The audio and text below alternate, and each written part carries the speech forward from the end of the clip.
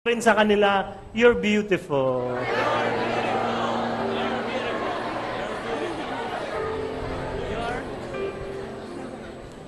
You know, every morning, when I wake up in the morning, and then I look at the beauty of creation, alam mo sinasabi ng puso ko sa akin, sarap ng buhay. Minsan lumalabas pa nga sa salita ko, sarap ng buhay. When I look at my family, when I look at my kids, yung parang, buti na lang kamukha ko sila. Yung mga gano'n.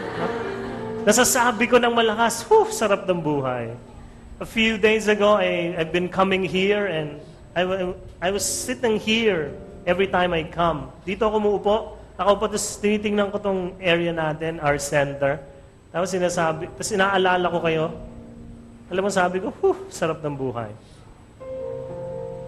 Masarap talaga ang buhay. Kailan ang huling araw na sinabi nyo yan? Sabihin nyo nga, sarap ng buhay. Kailan ang huling araw na sinabi mo yan? Kasi madalas pag gumigising ang tao, buwisit. Lunes na naman. Yan, ang daming umuulan. Yan, ang daming reklamo. Why? Because if we have problems, it seems like we're wearing a shade. Itong shades. Pag may suot ka ng shades, you cannot see the brightness of the day. You don't see the beauty of the new day God is giving you. Why? Because you wear thick shades. And problems, they do that to us. But God's word for you today is this. Remove your shades. So that you will see the beauty of life. Amen? Remove your shades. At wala kang sore eyes. Sabi mo nga sa katabi mo, remove your shades. Remove your shades. And my dear friends, I know you will agree with me on this, that the feast does that to you. When you are here, you remove your shades and you see again that life is indeed beautiful. Yes? Yan ang ginagawa ng Diyos sa atin dito sa feast. Pinapakita sa atin ng Diyos, masarap talaga ang buhay. That is why you should not miss the feast. Come here. For the whole week, life might try to put on you shades again. But when you come back, God will remove it from you. Sabihin niyo nga ulit, sarap ng buhay. I believe that this day something big is going to happen to you. Amen? Last Sunday, the first session, I just felt God telling me to tell somebody here, or I think it's a second session, I'm not sure. Pero God was telling me, tell them that when they get home, something big is going to happen. Tama ba? Kayo yan, di ba? Hindi sa first, kayo yan eh. Kaninang first session, may lumapit sa akin. Umattend siya ng first. Sabi niya, brother, ako yun. Pag uwi ko sa bahay, something big, great thing happened to me there. Now I believe that again. Something big is going to happen to you today. Yes? Hallelujah. Thank you, Jesus. Let's pray our favorite prayer here at the feast. In the name of the Father, and of the Son, and of the Holy Spirit. Amen. Together. Today I receive all of God's love for me. Today I open myself to the unbounded, limitless, overflowing abundance of God's universe. Today, I open myself to God's blessings, healing, and miracles. Today, I open myself to God's word, so I would become more like Jesus every day. Today, I proclaim that I am God's beloved. I am God's servant. I am God's powerful champion. And because I am blessing the world. In Jesus' name, amen. Thy word is a lamp unto my feet and a light unto my path. Let us read together Galatians chapter 6 verse 9. And let us not grow weary of doing good, for in due season we will reap if we do not give up. Sabihin nyo nga sa katabi nyo, you will reap. You will reap. Sabihin mo nga sa kanya, do not give up. Do not give up. My dear friends, it is easy to be a good person to be a good boy, to be a good girl once in a while. Tama? It's easy. It's easy to eat vegetables once in a while. It is easy to stop smoking once in a while. It is also easy to love your spouse once in a while. Huh? It is also easy to come here to the feast once in a while. But if you want massive changes in your life, once in a while won't work. It should be all the time. And I thank God because God is not good once in a while. God is good and all the time. God is good. Sabihin nyo nga sa katabi nyo, God is good all the time. God is good all the time. God is good. I have one more passage for you. It's found in Philippians chapter 1 verse 6. It says, He who began a good work in you will carry it on to completion. Buti na lang, hindi ako ang Diyos. Hindi ka rin ang Diyos. Huh? Bakit? Because most of the time, we start something and we do not finish it. May ugali tayong ganon. Meron akong kilalang banda. Ang pangalan ng banda, Intro Boys. Magaling lang sila sa intro. Pagkatapos, pag tumugtog na hindi mo na maintindihan, no? Ito yung Intro Boys na kilala ko, hindi yung sikat. Ito yung mga Intro Boys. Sa intro lang. Mga Intro Boys na nanliligaw sa umpisa lang. Nung mahal mo na, hindi na pumunta. Yan yung mga Intro Boys. Buti na lang, hindi ganun ang Diyos. God is different. God has a habit of finishing what He started. Amen? And I believe God has done a good work, began a good work in you. How did I know this? Because you are here at the feast. Dinala kayo ng Diyos dito. Because He wants to finish something in your life. Something in your life. Some of you may feel, today you're here and you may feel as though life is a mess. And baka yung iba sa inyo, yung feeling ninyo, dead-end situation na to. Wala na. Wala nang pupuntahan. But God is telling you, there is no such thing as dead end to me. No such thing. Your God is a door opener. Alam mo yung door opener? When you see a wall in front of you, and then you are with God, you know what God does? He opens that wall and it becomes a door for you to go in and experience something new. He is a door opener. So please never say it's over if God says it's not over. It is not yet finished until God says it is finished. And this is what God wants to say to you.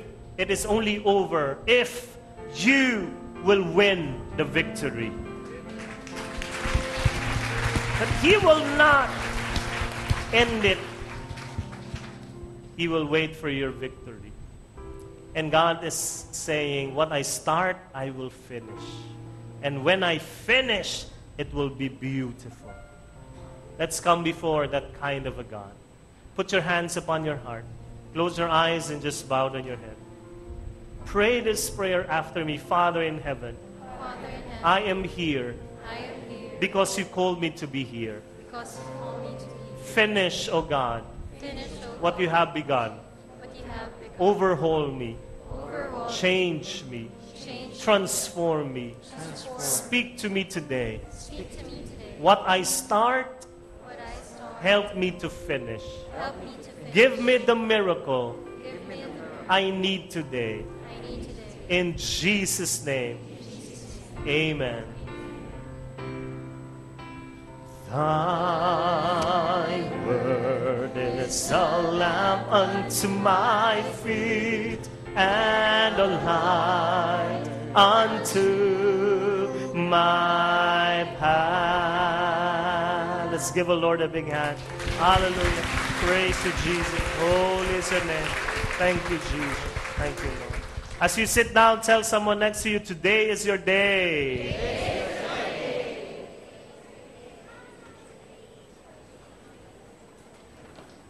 Overhaul. This is our last topic, last talk for the series, Overhaul. Sino nandito ng first, second, and third talks?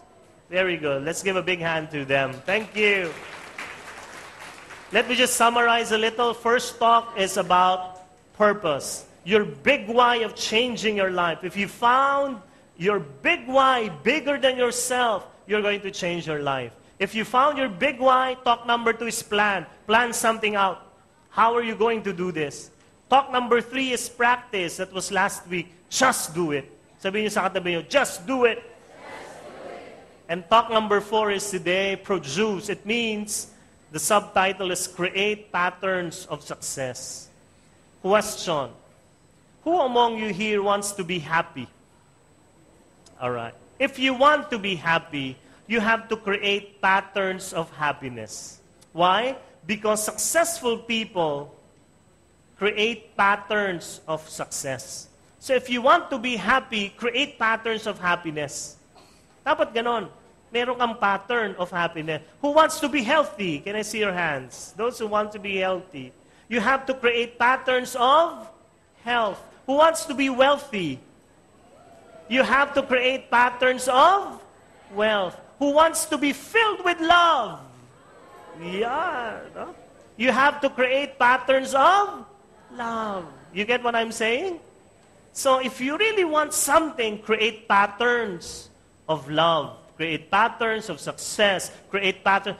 Patterns of success are habits, rituals, almost non-thinking second nature, repeated behavior. Yung paulit-ulit mong ginagawa.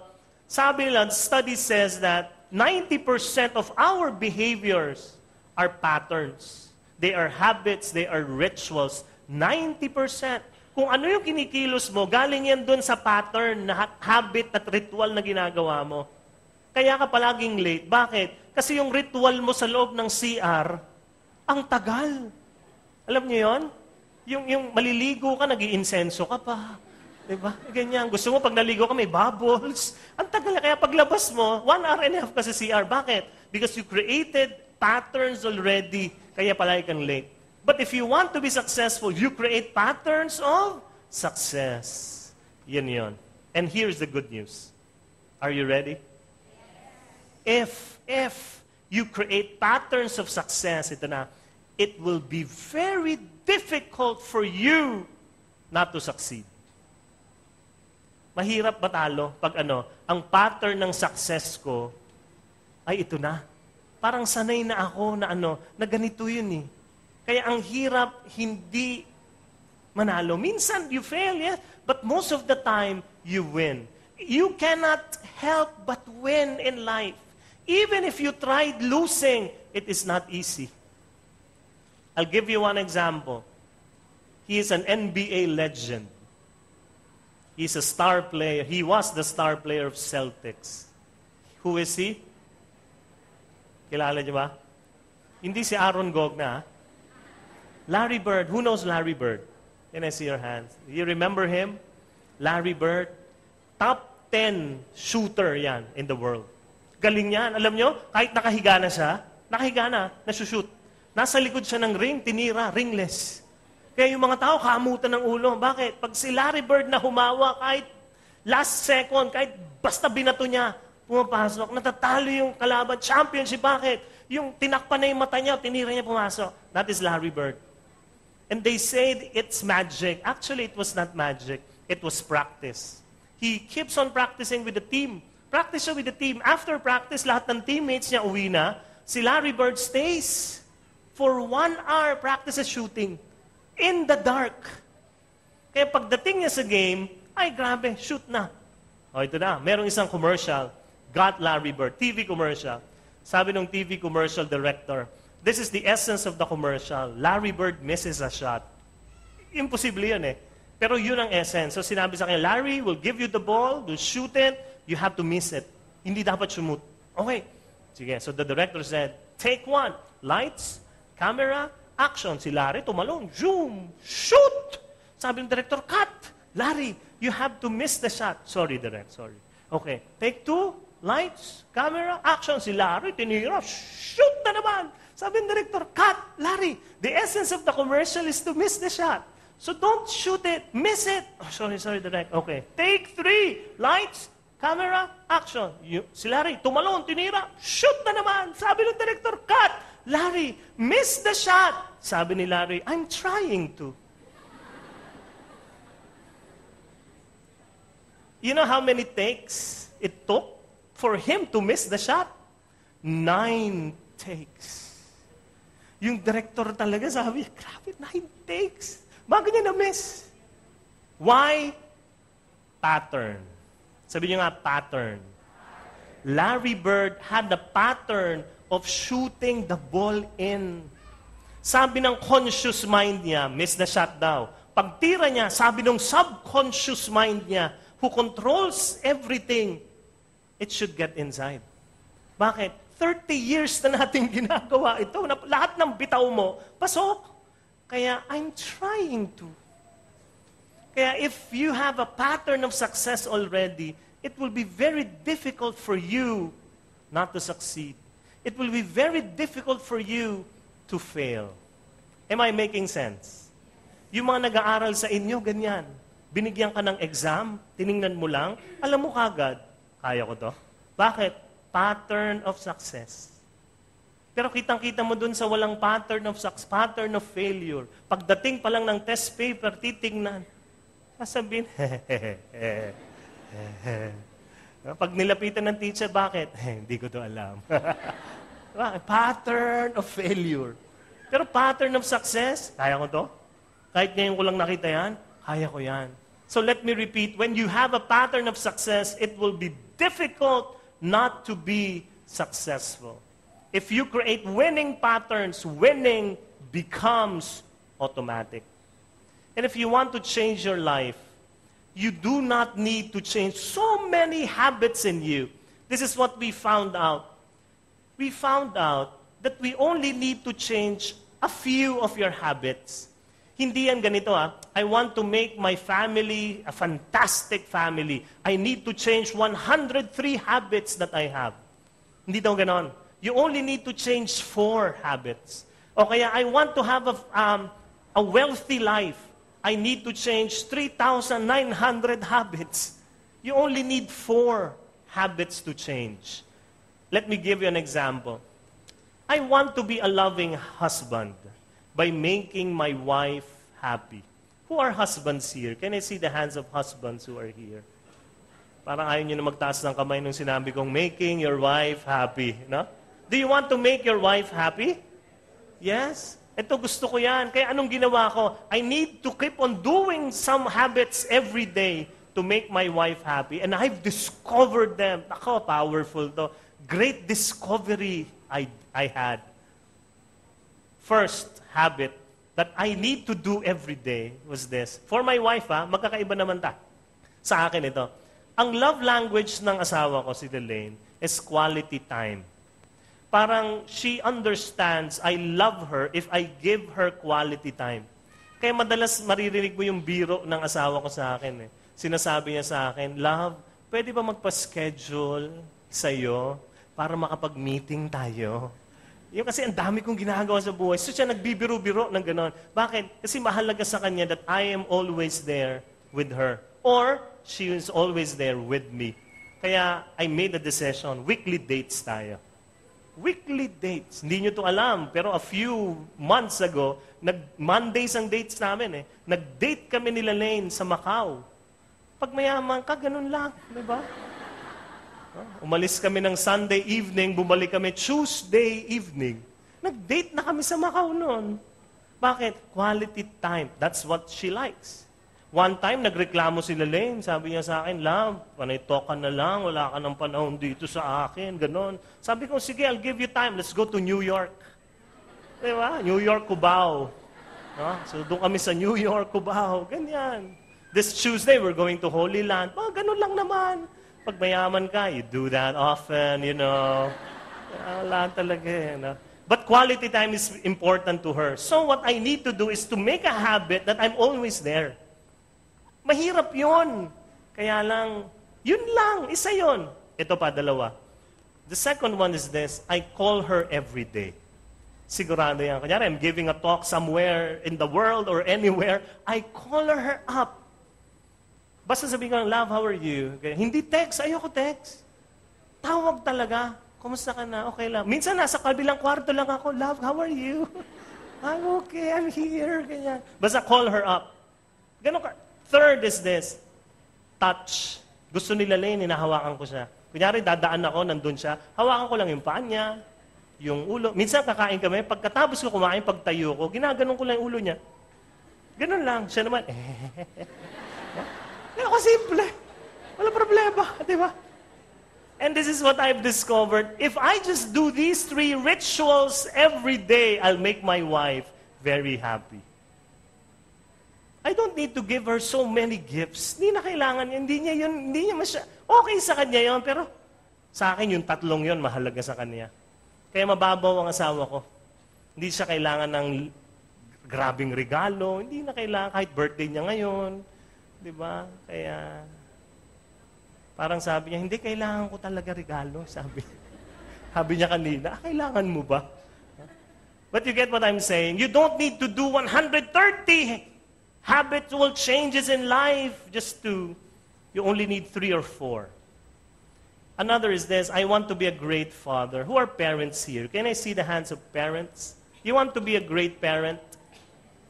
Change 3 habits or continue doing 3 or 4 rituals with your kids every day.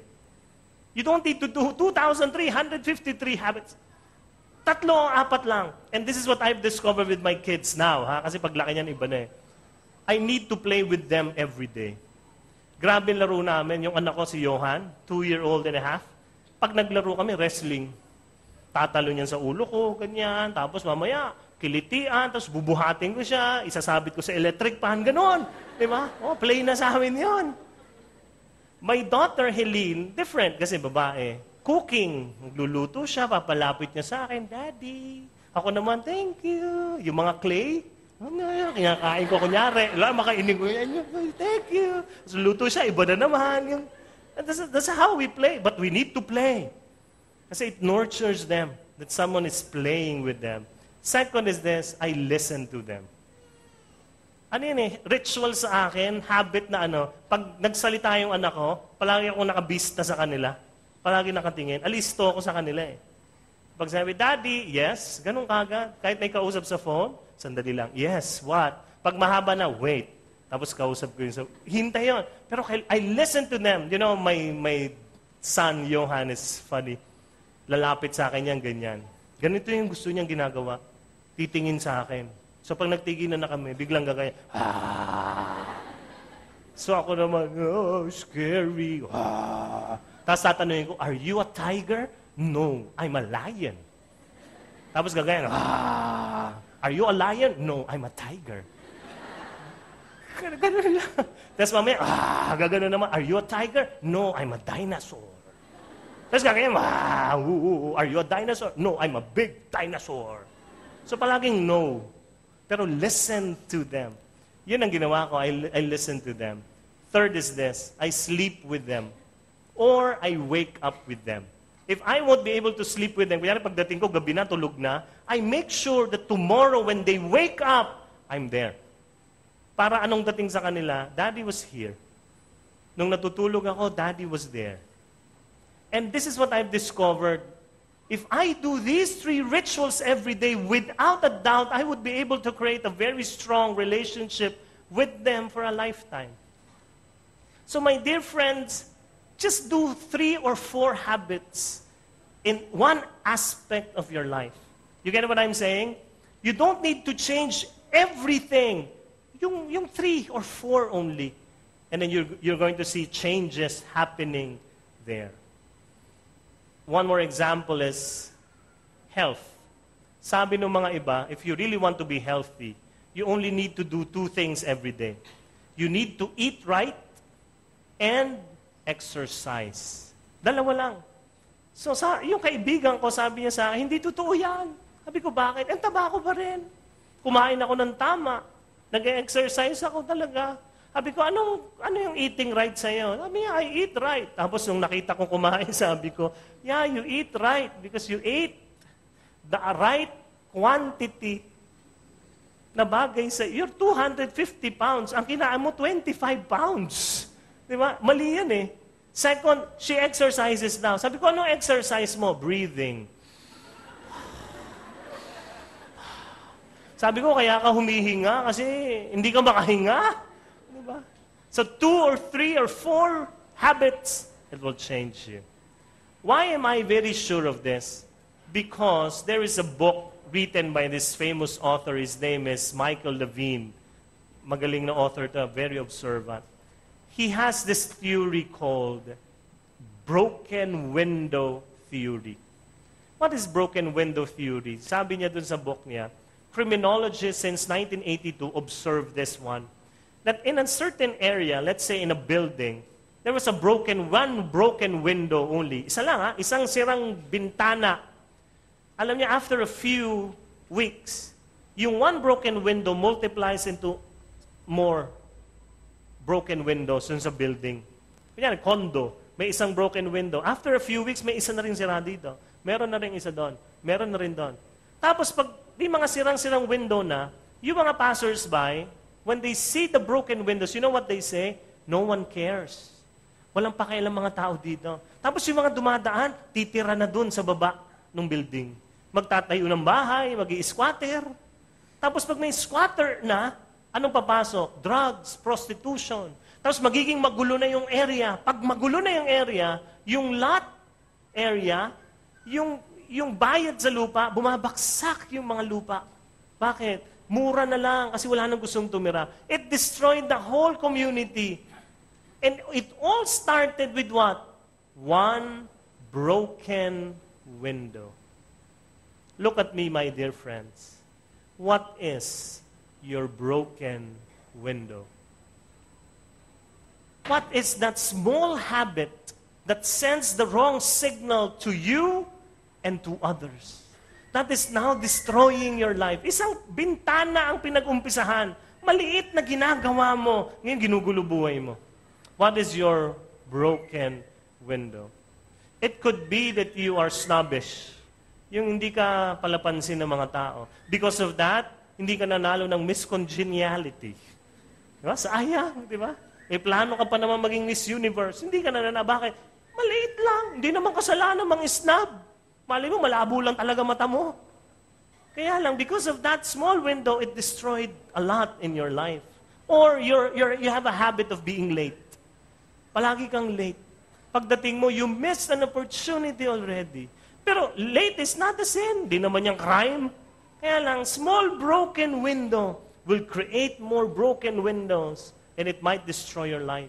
Or you are eating the wrong stuff. Hindi naman kasalanan siguro kumain ng crispy pata. Sinong nasasarapan sa crispy pata? Okay, mahiya. Di ba ang sarap niyan? Konti lang naman. Kaya lang ang problema niyan, lunch, crispy pata. Dinner, crispy pata. Midnight snack, crispy pata. Small, broken window. What is your broken window? Because of these seemingly insignificant habits, your life is in chaos now.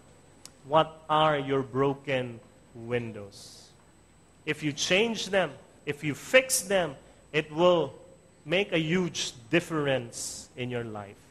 Think about it, my dear friends. What are your broken windows? Tingnan nyo nga yung katabi nyo.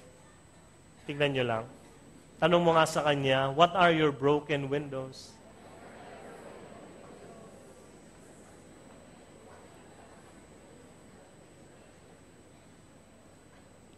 You have to be honest to yourself. What's my broken window? Small habit. Liit lang, oh. Ngayon, kasi meron akong ganito eh. And God is telling you now, change that. Overhaul that small thing. Kaya nga hindi yan yung big thing kaagad. Small thing. But with that small difference, you will have a changed life. Let me continue. In the same book by Michael Levine, he talked about a head of the subway station in New York. Sabi ni Michael Levine, itong head ng subway station sa New York, meron siyang dream. Ang dream niya is to fix the subway. Sino nakapunta na ng New York sa inyo? Yan. Nakita niyo yung subway? Ewan ko if you have seen the subway before. It's so scary. Pagsakay mo, ang dilim. Tapos ang daming graffiti. Ang dumi-dumi talaga. Yung pagsakay mong ganon, pag nagtinginan kayo, aalala mo yung pelikula na nagugulpihan sa loob, nagpapatay. It's full of graffiti. And this head of the New York subway station did two things to fulfill his dream. First, this is what he did. He cleaned the graffiti in the subway station. Pinalinis niya lahat ng graffiti. Second, he arrested turnstile jumpers. Yung hindi nagbabayad, yung tumatalon lang doon. Pag talon, nakalusot na. Iba kasi yung system doon, natalunin mo lang, okay na. And there are 17,000 turnstile jumpers there a year. Imagine 17,000 libreng sumasakay. So sabi niya, arrest them and then clean the graffiti. You know, when he was doing that, many people in the area were mad at him. Sabi sa kanya, why are you doing that? That's a minor offense. Doon ka sa mga rapists. Yun ang habulin mo mga drug addicts. Huwag ito. But he persisted. Sabi, hindi, we'll fix this. Ayusin natin to. So he continued. And you know what happened? After a few months, something drastic changed in the whole area. Malinis na yung graffiti, wala na. Malinis na yung subway, wala na yung mga nandadaya. You know what happened to the area? They saw murder, assaults, robberies, other violent crimes. They saw them go down dramatically. Wala nang nagnanakaw. Wala nang nagre-rape. Bumaba, nawala yung mga kriminal. Bakit? Kasi malinis na yung lugar. And it all started by cleaning the graffiti on the subways. My dear friends, what is your graffiti? What graffiti can you remove from your life?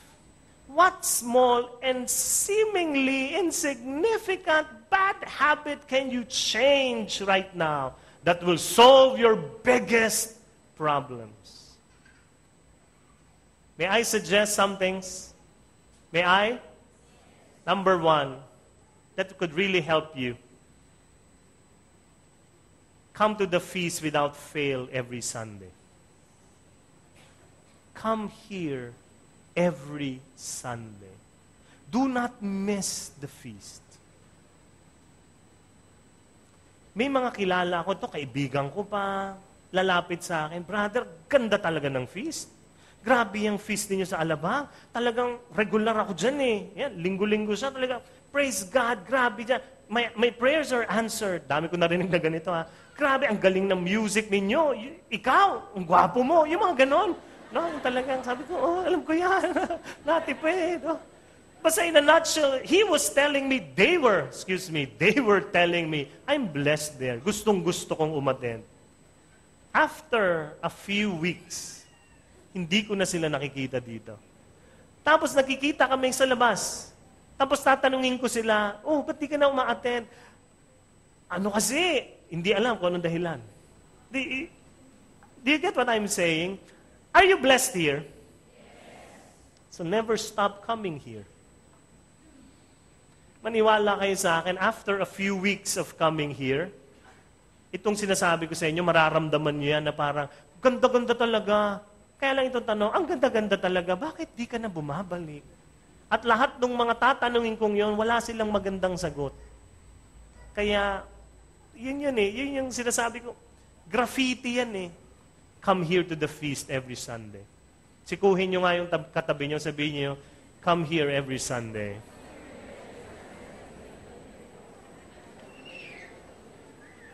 Are you blessed here? Why not do this every Sunday? Why not come here every Wednesday? So do that. Second is this. Second thing I would like you to do is, please stop watching too much TV.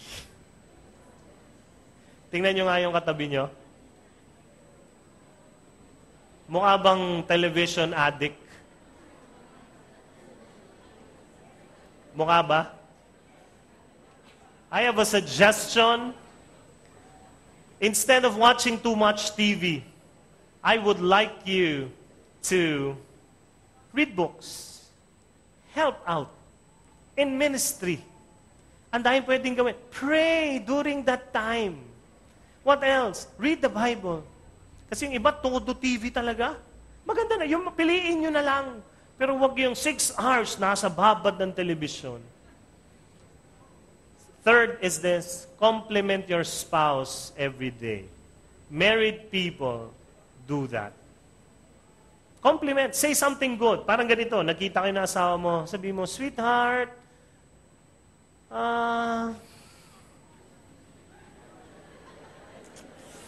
I need to say something good to you. Let me think. Kahit pahirap, magaling ka.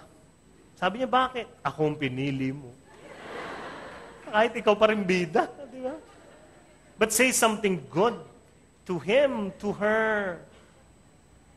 Those are graffitis that we need to change. You get what I'm saying? Amen? Very simple things. You don't need to do a lot of habits to change. You don't need to change many. Just choose 3 or 4. It will clean your windows. It will clean your graffiti. And you have a changed life.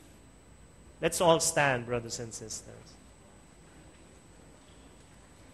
Let me lead you to another passage in Luke chapter 16, verse 10. Can we read it together? If you can see it on screen, read with me. If you are faithful in little things, you will be faithful in large ones. But if you are dishonest in little things, you won't be honest with greater responsibilities. Faithful in little things. The 4 habits, the 3 to 4 habits that will change my life. If you are, then you can be given a bigger responsibility. Just be honest, just raise your hand, okay, mahiya. How many of you had gone to any kind of diet? Nag-diet na kayo. Kahit half day lang. No? Ayan. Yung non-after 6, di ba? Atkins diet. Ayan. Yung seafood diet. Alam niyo yung seafood? Everything I see is food. Yan yung seafood diet, di ba? How many of you failed? Parang kayo rin. Ang hirap niya, bakit? Magda-diet ka. Sasabihin mo, magda-diet na ako. Hindi ako kakain. Kaya lang pag may dumaan, na ganyan ang dala, saan mo dadalhin yan? Sa akin yan. Parang kakainin mo na bigla, ano? Thank you. Sarap. Oo. O ba, may tubig pa? Salamat. Paano ka magda-diet kung ang nasa harapan mo ay ganito? Kasarap na cake. Ang hirap, di ba? Pag tinignan mo yan, chocolate cake. Chocolate talaga. Di ba sasabihin mo, Lord, diet ako. Kaya hindi ko to papatulan kailanman. Hindi ako papayag na matempt ako nito kahit ano mangyari, Panginoon. I will close my eyes.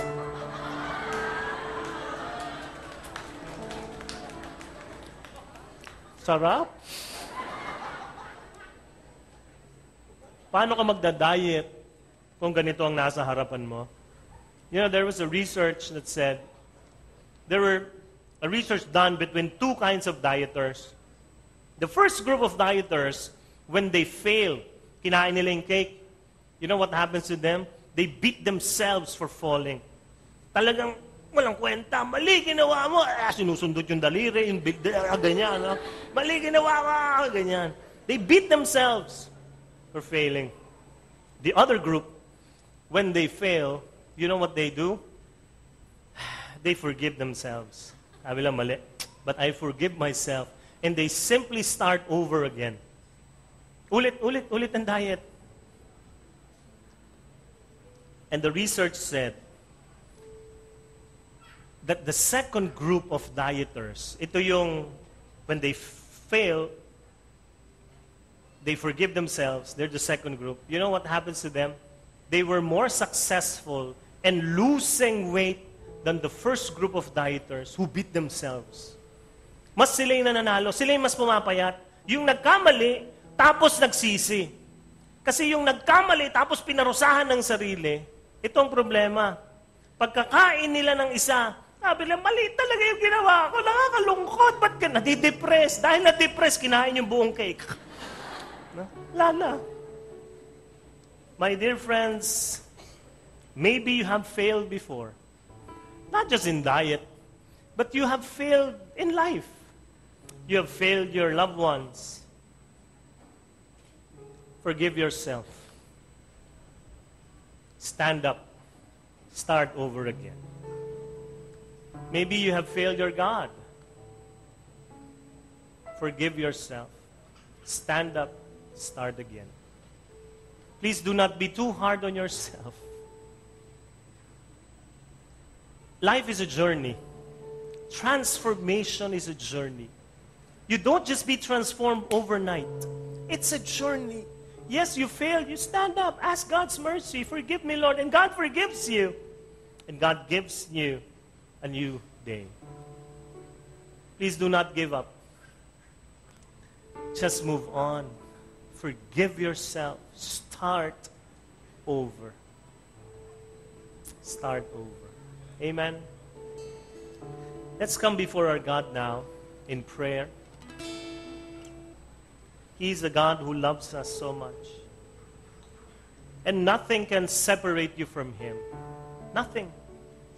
Nothing will separate you from your God.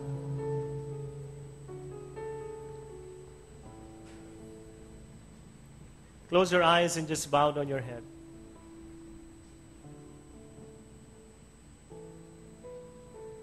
God is here. He loves you so much. He knows what you're going through. You just allow the Lord to reveal to you your broken window, the graffitis you need to change, to clean up, the insignificant habit that makes your life miserable. Allow Him to point it out to you.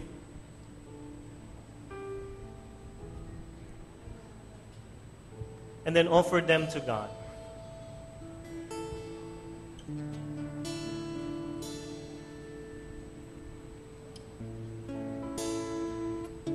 And just listen to His voice telling you,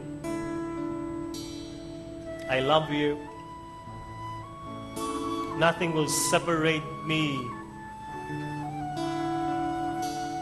Nothing will separate you from me.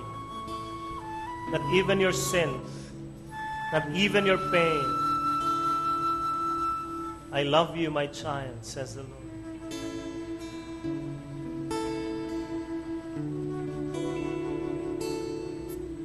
I love you, my child.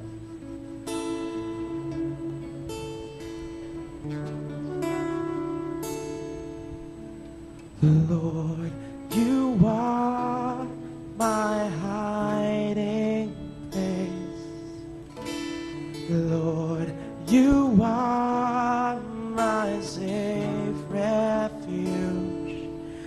In every heartache and in every pain, in my life your love will reign, and I'll forever live in your embrace. Lord, I am forever yours. In my heart, all I desire, every breath from me will worship you. My heart, it sings of praise to you. My soul will find rest in you alone. No walls are strong enough to keep me from your side. No sea is wide enough to keep me far away from you. I will climb the highest mountain. That is all it takes. I live to worship you. Sing with us this song, brothers and sisters. Believe what it says, that nothing will separate you from the love of God. Lord, you are my hiding place. Lord, you are my safe refuge.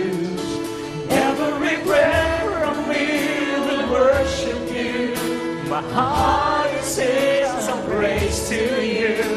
My soul will find rest in you alone. No walls are strong enough to keep me from your side. No sea is wide enough to keep me far away from you. And I will climb the highest mountain if that is all it takes. I am to worship you. No walls are strong enough to keep me from your side. No sea is wide enough to keep me far away from you. And I will climb the highest mountain if that is all it takes. I live to worship you. I live to worship you. I live to worship you. We worship you, God. You are God, you are King, you are my Lord. Oh, it's the name of Jesus. I praise you, I adore you. Oh, Jesus.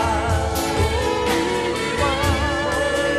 you are my home, my life. Oh, you are my strength, my No walls are strong enough to keep me from your side. No sea is wide enough to keep me far away from you. I will climb the highest mountain. That is all it takes. I live to worship you. No walls are strong enough to keep me from your side. No sea is wide enough to keep me far away from you. And I will climb the highest mountain. And that is all it takes. I will climb the highest mountain. If that is all it takes. I will climb the highest mountain. If that is all it takes. I live to worship you. I live to worship you. I live to worship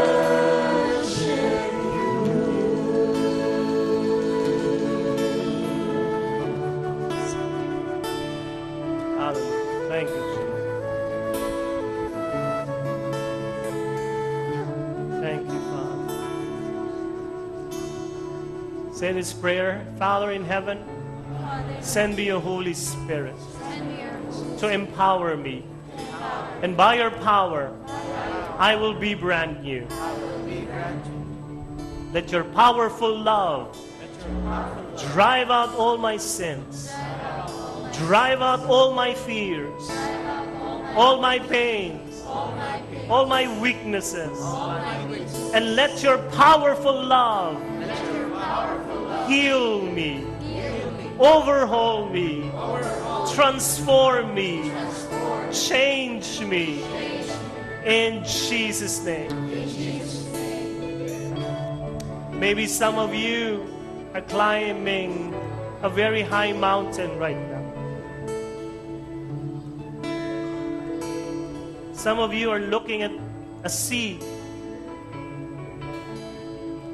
dead end, nothing's there. Maybe some of you are staring on a blank wall. But remember, my dear friends, your God is a door opener. He walks on water.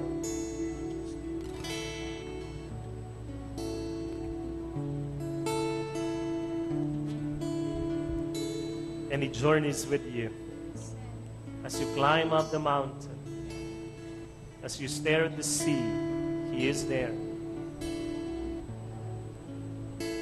And He opens a door now for you. A new door. Trust Him.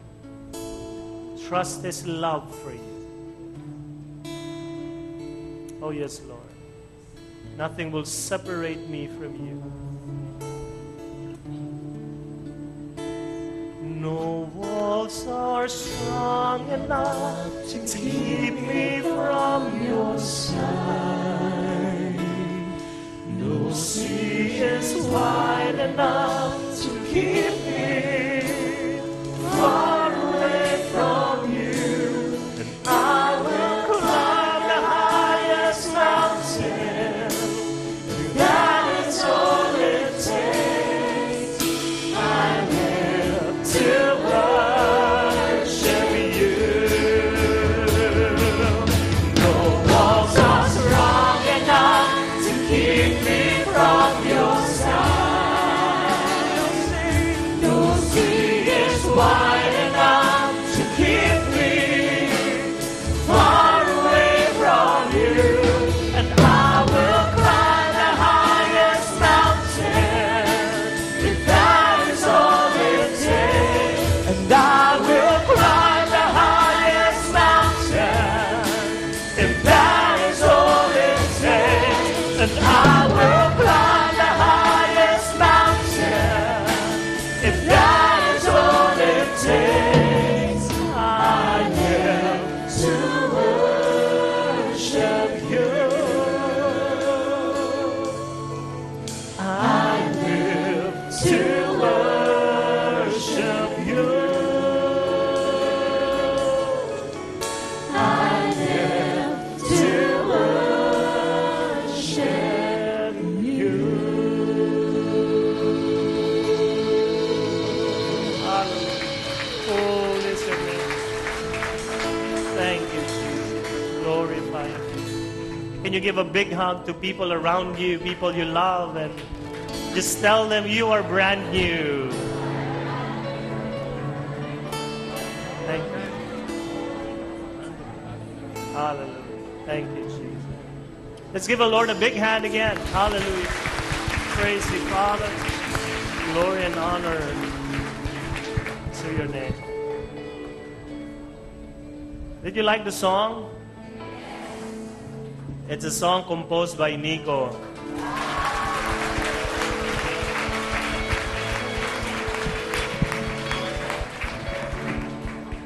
Praise God.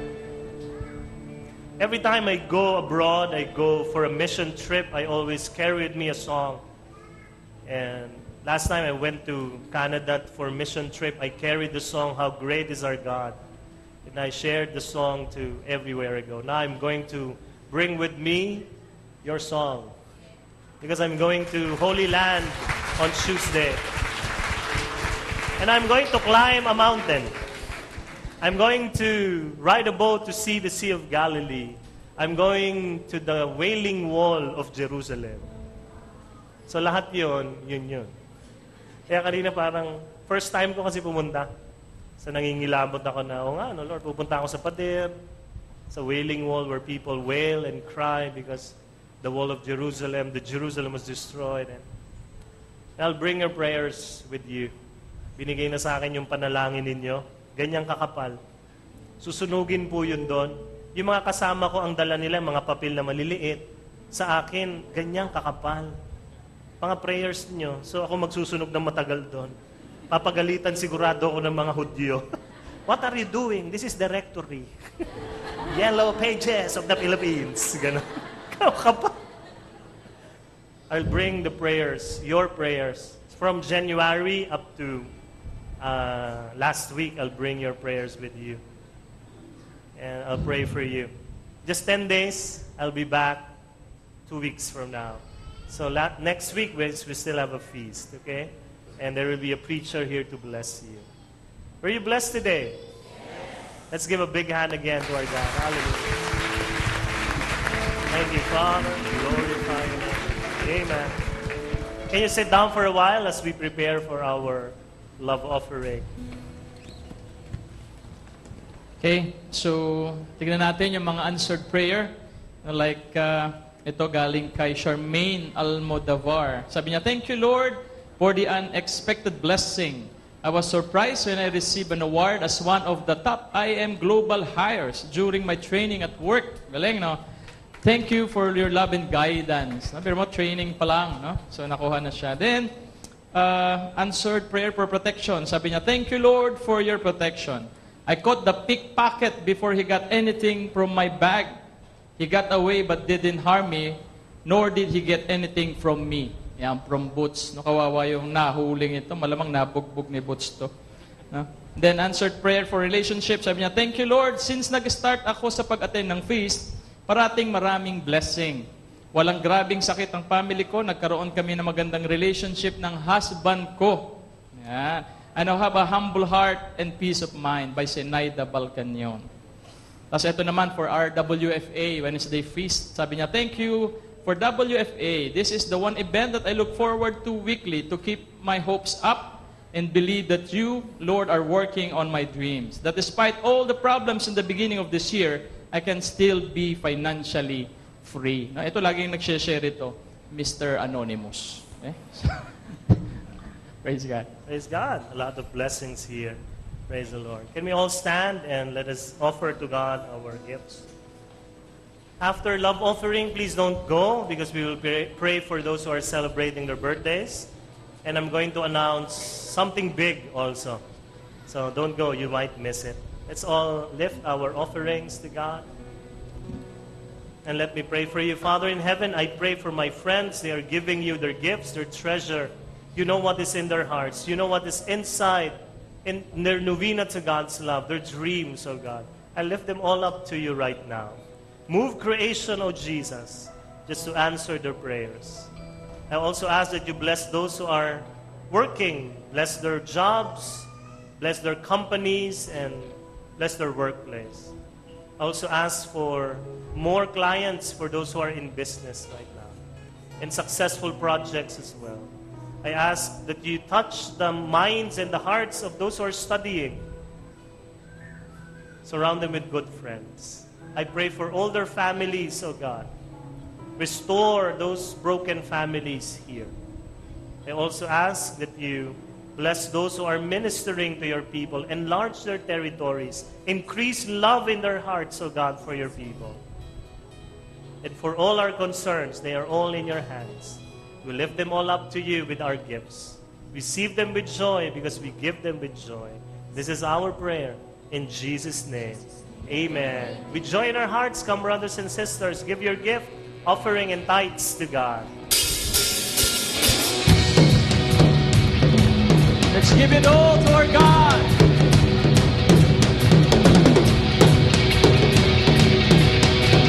Sing this song of offering. We're giving it all away, away. We're giving it all to go your way. We're giving it all away, away. We're giving it all.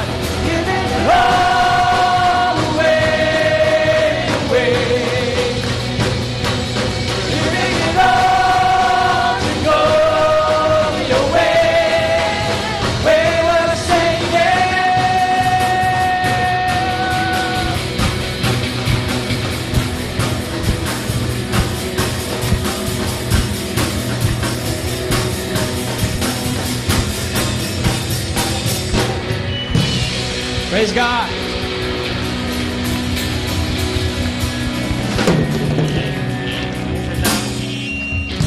Thank you for your giving. Can we ask those who are celebrating their birthdays or anniversary this month of February, can you just stand up? We'll pray for you. Sige po, lahat ng may birthdays and anniversary, wedding. Praise God. If you're standing, if they're standing beside you, can you just lay hands on them and let's pray over them. Father, we thank you for the gift of life, our friends, and the gift of love you have given to their marriage. We just continue to ask that you pour out your blessings upon them. Give them long, happy, healthy life so they can continue to serve you and love you. Bless their deepest needs right now. Answer their greatest desire. And just surprise them with a gift this month. This is our prayer for them. In Jesus' name. Amen. Happy birthday.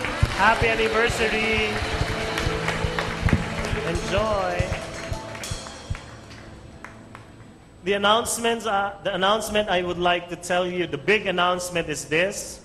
On March 10, we are starting our regular Saturday feast here in Alabang. March 10, it's 6 p.m. And then it will end at 7:30. We are still asking permission pero 90% approved na yan. 7:30 to 8:30 will be an anticipated Mass. So there will be a Mass every Saturday also. And we are also asking 90% approve also that you will have your own Mass already the second session. We'll just change a little of your time, no? Ganun lang. Pero yun ang pinaalam namin na magkaroon kayo ng misa kayong second session. After feast,